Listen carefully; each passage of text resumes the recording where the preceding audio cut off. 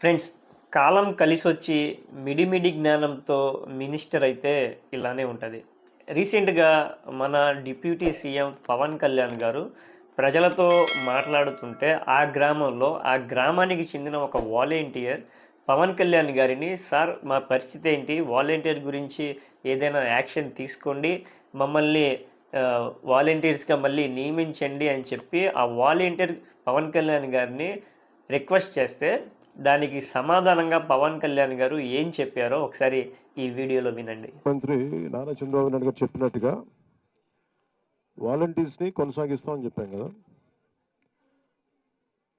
దాని అధికారులతో వెళ్ళి చూస్తే అసలు మీరు వాలంటీర్స్ ఎవరు కూడా ఏ విధంగా గవర్నమెంట్కి సంబంధం లేకుండా చేశారు.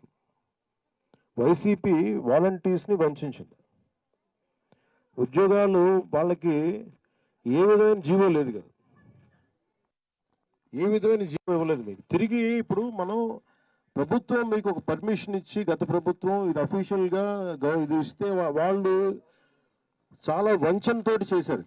సో తిరిగి ఇప్పుడు తీసుకొద్దామంటే అసలు దానికి సంబంధించిన ఏ విధమైన పేపర్ వర్క్ లేదు, అదే మన నారా లోకేష్ గారు, గౌరవ మంత్రి నారా లోకేష్ గారు కూడా మేము అందరూ మాట్లాడుకుంటాం అంటే క్యాబినెట్లో ఇది ప్రస్తావనకు వచ్చింది. నేను 2-3 సార్లు ప్రస్తావిస్తేనే అసలు కూర్చోబెట్టి ఏ జీవో అసలు మీరు వీళ్ళ అధికారికంగా ఉన్నారనేది ఎక్కడ అసలు దానికి దాఖలు లేవు. మీకు గవర్నమెంట్ నుంచి శాలరీస్ రాలా, వాలంటీర్స్ అందరికీ కూడా మీరు చూస్తే గవర్నమెంట్ నుంచి శాలరీస్ రాలా. ఇది గవర్నమెంట్ ఉద్యోగాల్లాగా మీకు మిమ్మల్ని భ్రమింపజేసి గవర్నమెంట్ ఉద్యోగాలు లేదు. అది ఫ్రెండ్స్, విన్నారుగా పవన్ కళ్యాణ్ గారు ఎంత మిడిమిడి జ్ఞానంతో ఆ వాలంటీర్ అడిగిన ప్రశ్నకి సమాధానం చెప్పారో. అసలు వాలంటీర్స్ అనే జీవోనే లేదంట. మొన్నటిదాకా జీవో రెన్యువల్ చేయలేదు అని చెప్పి కూటమి నాయకులందరూ అన్నారు. ఇప్పుడు అసలు వాలంటీర్ జీవోనే లేదు, వాళ్ళకి ప్రభుత్వం నుంచి శాలరీ రాదు. ప్రభుత్వం నుంచి శాలరీ రాకపోతే ఎవరి జేబులో నుంచి వాళ్ళకి శాలరీ వేశారు పవన్ కళ్యాణ్ గారు ఒకసారి చెప్పండి. గవర్నమెంట్ వాళ్ళు వాలంటీర్స్ అయినా, ప్రైవేట్ సంబంధించిన ఉద్యోగులైనా, పర్మనెంట్ ఉద్యోగులైనా సరే ప్రభుత్వానికి సంబంధించిన ట్రెజరీ నుంచి మాత్రమే వాళ్ళకి అకౌంట్స్లో శాలరీ పడుతుంది. అయితే పవన్ కళ్యాణ్ గారు చెప్పిన ఆన్సర్కి వాలంటీర్ స్టేట్ సెక్రటరీ ఒక మహిళ పవన్ కళ్యాణ్ గారికి ఎంత బాగా కౌంటర్ చెప్పిందో ఒకసారి ఈ వీడియో కూడా చూడండి. నమస్తే సార్, నా పేరు దీప్తి, ఏపీ ప్రజాగ్రామ వార్డ్ వాలంటీర్ అసోసియేషన్ ప్రధాన కార్యదర్శిని. సార్, మేము వాలంటీర్లుగా చాలా రోజుల నుంచి ధర్నాలకి ర్యాలీలు చేస్తున్నాం. ఈ ప్రభుత్వం వచ్చాక అసలు వాలంటీర్ వ్యవస్థ లేదు అని రోజుకు ఒక సాకు చెప్తున్నారు సార్. నేను పవన్ కళ్యాణ్ గారు ఏజెన్సీ దగ్గరికి వెళ్తూ అసలు వాలంటీర్లకు ఎటువంటి జీవో లేదు, వాలంటీర్లని జీవోల్లో ఎక్కడ కూడా కనిపించట్లేదు. అలాగే ముఖ్యమంత్రి నారా చంద్రబాబు నాయుడు గారికి, లోకేష్ గారికి చెప్పగా వాళ్ళు కూడా ఎంక్వైరీ చేసి అసలు వాలంటీర్ వ్యవస్థ లేదని ఖచ్చితంగా చెప్పారని చెప్తున్నారు. సార్, ఇవి 2019లో జగన్ గారు వచ్చిన తర్వాత ఎంతో ప్రతిష్టాత్మకంగా ఏర్పడిన వ్యవస్థ వాలంటీర్ వ్యవస్థ. 2019లో ఇప్పుడు ఇన్ని జీవోలు రిలీజ్ అయ్యాయి, ఇవేవి వాళ్ళకి కనిపించట్లేదా సార్? జీవోలు లేవు అంటున్నారు. జీవో నెంబర్ 104, 201, 165, 279, 156 ఇవన్నీ కూడా జీవోలే సార్. ఒకసారి చదువుకోమనండి. ఇప్పుడు జీవో లేదు కాదు సార్, ఇప్పుడు లేనిది ఏంటంటే రెన్యువల్ లేదు. అది కూడా 1 ఇయర్ రెన్యువల్ లేదంటే వాళ్ళు చెప్తున్న కారణం. కానీ డైరెక్ట్గా ఏకం జీవోలే లేరు, వాలంటీర్ వ్యవస్థ లేదు అనడం అయితే కరెక్ట్ కాదు.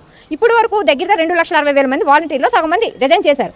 వాళ్ళ గురించి పక్కన పెట్టండి, వాళ్ళ గురించి మేము అడుగుతున్నాం. ఎందుకంటే ఎలక్షన్ టైంలో రిజైన్ కూడా చెల్లవన్నారు కనుక వాళ్ళ గురించి ఓకే. కానీ ఇప్పుడు ముఖ్యమంత్రి చంద్రబాబు నాయుడు గారు, లోకేష్ గారు కూడా బాగా మొత్తం ఎంక్వైరీ చేసి వాలంటీర్ వ్యవస్థ లేదు అంటున్నారంట. ఎందుకు ఎంక్వైరీ చేశారు సార్? ఇప్పుడు జీతాలు మీకు రిలీజ్ చేయట్లేదు, జీతాలు మీకు ఎక్కడి నుంచి పడ్డాయో తెలియదు, అనధికారికంగా పడ్డాయి అన్నారు. ఇదిగోండి సార్, నిధి యాప్.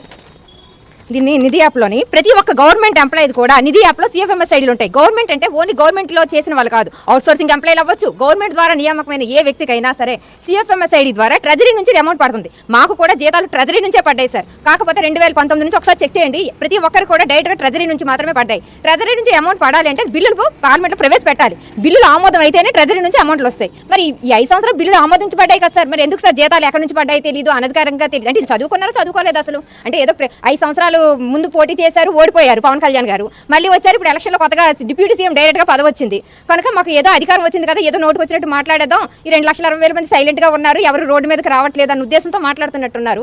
ఒక్కసారి బాగా ఆలోచించండి. జీవో లేదు అనేటప్పుడు జీవో గురించి ఒకసారి మొత్తం చదివి అప్పుడు ఏదైనా నోటుకు వచ్చింది మాట్లాడండి. అంతేగాని జీవో లేదు, రెన్యువల్ లేదు, ఒక 1 ఇయర్ రెన్యువల్ లేదు. ప్రభుత్వం వచ్చాక రెన్యువల్ తేవడం ఎంతసేపు సార్? ఏమి ఇసుక మాఫియాకి రెన్యువల్ రావట్లేదా? వెంటనే జీవోలు రాలేదా కొత్తగా? నెక్స్ట్ ఏంటిది, మన మద్యం దుకాణాలకి రెన్యువల్ వచ్చి మద్యం దుకాణాలకి జీవోలు అప్పటికప్పుడు రిలీజ్ అయిపోయి అయిపోయాయి. అలాగే మన రైస్ వ్యాన్లు ఉన్నాయి, రైస్ వ్యాన్లు అప్పటికప్పుడు ఆపితే వాళ్ళు ధర్నాలు చేస్తే వాళ్ళకి వచ్చేసాయి, అందరికీ వచ్చినప్పుడు మాకు ఎందుకు రావు సార్ జీవోలు కొత్తగా? కనుక జీవో అనేది కారణం కాదు, రెన్యువల్. ఈ రెన్యువల్ చేసి 2,60,000 మంది ముందు ఉద్యోగం ఇవ్వండి. మీరు ఏదో 20 అంతమందికి ఇస్తాం, ఇంతమందికి ఇస్తాం, నిరుద్యోగ వృత్తి ఇస్తాం, ఇవన్నీ మాకు వద్దు.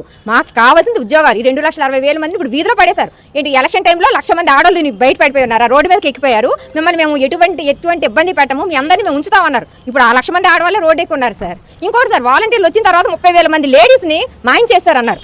దాన్ని మరి ఇప్పుడు 30,000 మందిని తీసుకొచ్చారా? 9 నెలలు అవుతుంది కదా, 30,000 మందిని చూపించమనండి. అప్పుడు మేమేమో ఆధార్ కార్డులు అడిగి మేము మా డేటా మేము తీసుకుంటే మాకేమన్నారు, ప్రతి ఒక్కరు గోన్ సంచి మోసుకొచ్చేవారు, ఈ ఆధార్ కార్డు తీసుకుని వాళ్ళ డేటాని మొత్తం తీసుకుంటానన్నారు. ఇప్పుడు గవర్నమెంట్ ఎంప్లాయీస్, సచివాలయం ఎంప్లాయీస్ ఏం చేస్తున్నారు? ప్రతి ఒక్క డేటాని ఇప్పుడు అప్డేట్ చేస్తున్నారు, ప్రతి ఒక్కరి ఇంటికి వచ్చి సర్వేలు చేస్తున్నారు. మరి ఇప్పుడు వీళ్ళు చేస్తుందే కదా సార్ ఈ ప్రభుత్వం వచ్చాక, మరి వీళ్ళందరూ కూడా మళ్ళీ ఇంకో 30,000 మంది లేడీస్ని సచివాలయం సిబ్బంది చేత మాయం చేయిస్తారా?